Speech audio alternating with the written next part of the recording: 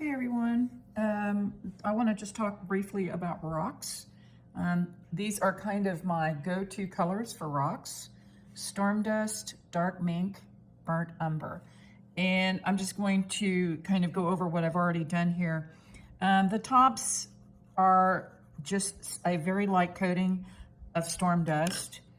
Then down here at the bottom of the rock, I put in a nice kind of bottom layer, small, but just a small bit of dark mink. Dark mink kind of comes across as a brown gray. Then last but not least is burnt umber. And burnt umber is kind of what I use to distinguish what I call the water line. The rocks are getting splashed by the river. They darken up towards the base.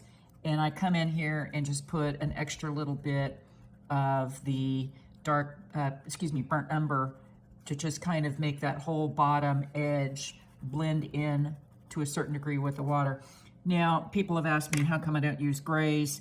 To be honest with you, if you really look at rocks, there is a lot of gray, of course, in rocks, but I think when you see them near the water's edge, when they get wet, they tend to look more gray-brown to me, hence the choice of my colors.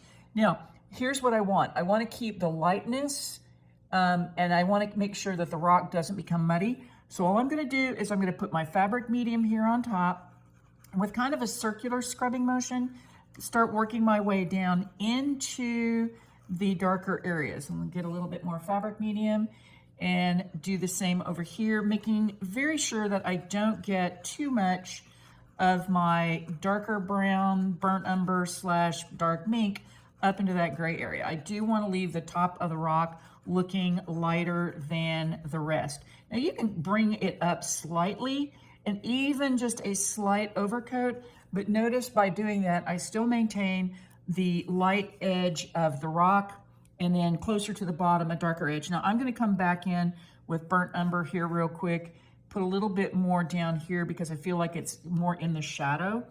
And again, being very careful with a circular motion, just blending that out so that the sense of shadow behind the rock is there. And that's how you color a rock. Now, just real quick, I'll do another one to show you here. Again, come down into near the water. Again, put a little bit more of the burnt umber down there. And that's it. That's how I color rocks, and that's how I'll do the rest of these.